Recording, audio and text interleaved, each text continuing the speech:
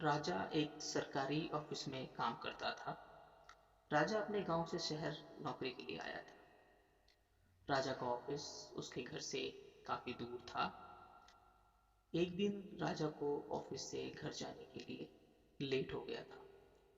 उसको बस से उतरकर 1 किलोमीटर पैदल जाना पड़ता था। रास्ते में काफी बड़ा जंगल पड़ता था। उस रास्ते पे रात में कोई भी नहीं जाता था। सर्दी का मौसम होने के कारण रात भी जल्दी हो गई थी। ठंड भी बहुत शुरू हो चुकी थी। रास्ते में चलते चलते राजा को अचानक एक आवाज सुनाई दी, रुक जाओ। राजा वहीं पर रुक गया और पीछे मुड़कर देखा, लेकिन पीछे कोई भी नहीं था। फिर से वही आवाज सुनाई दी, नादान लड़के, सामने देखो। जैसे ही राजा ने सामने देखा तो उसे जमीन पर कुछ चमकती हुई चीज दिखाई दी। राजा दौड़ के उस चीज के पास गया और देखा तो यह कोई साधारण चीज नहीं थी, बल्कि एक चमकता हुआ सोने का बड़ा सिक्का था। उसने वह सिक्का अपने हाथ में लिया। उसकी चमक देखकर राजा की खुशी का कोई ठिकाना नहीं रहा। लेकिन राजा को कहाँ पता था कि यह कोई साधारण नहीं, बल्कि एक मायावी सिक्का है जो उसे अपने जाल में फंसा रहा है।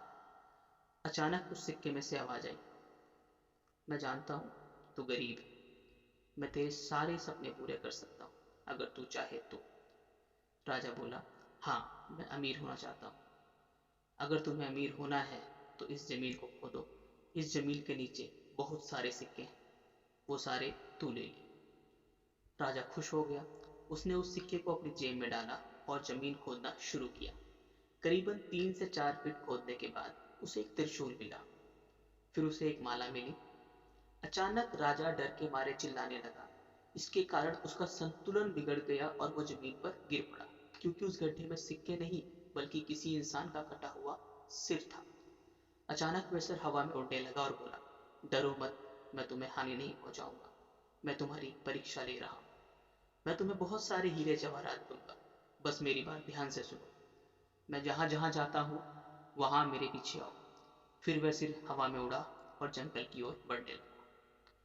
करीबन 2 किलोमीटर चलने के बाद वह सिर रुक गया। राजा भी रुक गया। फिर उस सिर ने राजा से कहा, इस जमीन के भीतर बहुत सारे हीरे मोती जवाहरात छुपे हुए हैं। इस जमीन पे खोदने का काम शुरू करो। राजा खुश हो गया और उस जमीन को खोदना शुरू कर दिया। खोदते खोदते उस जमीन के नीचे हीरा मोती तो नहीं मिला, बल्कि उस सिर का कटा हुआ धड़ मिला। उस सिर ने कहा, अब तुम्हें एक आखिरी काम करना है। उसके बाद मैं तुम्हें माला माल कर दूंगा। तुम्हें कहीं से भी एक लोटे में मरे हुए इंसान का ताजा दिल लाना है। राजा ने कहा, एक इंसान का दिल? पर मैं कहां से लाऊंगा? उस सिर ने कहा, चलो मेरे साथ। वो डरावना चेहरा राजा के साथ लेकर थोड़ी दूरी पे गया। वहां एक लड़की को आते हुए देखा और सिर बोला, उस लड़की को मारकर उसका दिल ले आओ। राजा डर गया और बोला, नहीं नहीं, यह मुझसे नहीं होगा, मैं ये नहीं कर सकता। फिर वो सिर बोला, अगर तुमने ये काम नहीं किया तो मैं तुझे बहुत बड़ी मुसीबत में डाल दूंगा। फिर तुम्हारी पूरी जिंदगी नर्क बन जाएगी। राजा ने हाथ जोड़कर उससे कहा, मुझे माफ कर दो, मैं गरीब परिवार का लड़का हूँ। अगर मैंने उसे मार दिया मुझे पुलिस गिरफ्तार कर लेगी, मुझे जेल जाना पड़ेगा, मेरा परिवार भूखा मर जाएगा। उस सिर ने अपने तंत्र मंत्र की शक्ति से एक छुरी और लोटा प्रकट किया और गुस्से में बोला, अगर तुम मेरा यह काम नहीं करोगे तो मैं तुम्हारे पूरे परिवार को मौत के घाट उतार दूंगा। राजा ने मजबूरी में आकर उस लड़की को मार डाला। उसका दिल लेकर उस सिर के पास गया। वो सिर दिल को देखकर बहुत खुश हुआ और बोला, यह दिल मेरे शरीर पे रख दे। उस सिर के कहने पर राजा ने दिल को उसके शरीर पे रख दिया। कुछ ही देर में वो कटा हुआ सिर उस शरीर से जुड़ गया। यह सब देखकर राजा की अब हालत खराब होने लगी। वो उस भूत को देखकर काफी डर गया था। जैसे ही वो भूत जिंदा हुआ तो जोर जोर से हंसने लगा और डरावनी आवाज में बोला, तुमने बहुत बड़ी गलती कर दी है मुझे जिंदा करके। अब मैं सिर्फ तुम्हें ही नहीं बल्कि इस पूरे शहर को मौत के घाट उतार दूंगा। डर के मारे राजा के मुंह से आवाज नहीं निकल रही थी। वह अपनी जान बचाने के लिए वहां से दौड़ा, लेकिन उस भूत ने छलांग लगाकर राजा को जमीन पर गिरा दिया और बोला, मुझे बहुत भूख लगी है, अब मैं तुम्हारा मांस खाऊंगा। जैसे ही उस भूत ने मांस खाने के लिए अपना सिर आगे बढ़ाया तो तुरंत ही उसका सिर धड़ से अलग होकर गिर गया। राजा समझ नहीं पाया कि आखिर ये चमत्कार हुआ कैसे। जब राजा ने पीछे मुड़ के देखा तो एक तपस्वी बाबा खड़े थे। उस तपस्वी बाबा ने कहा, मैंने ही इस राक्षस को मार के दफनाया था।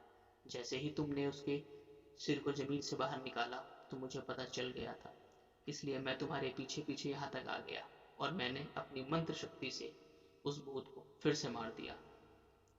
राजा बोला, बाबा जी वो लड़की जिसे मैंने मारा उसका क्या होगा? बाबा बोले, मैं उसे फिर से जिंदा कर दूंगा, पर वो अपनी पुरानी जिंदगी के बारे में भूल जाएगी। मेरे तेज से उसका चेहरा भी बदल जाएगा, तो उस लड़की का कोई नहीं होगा।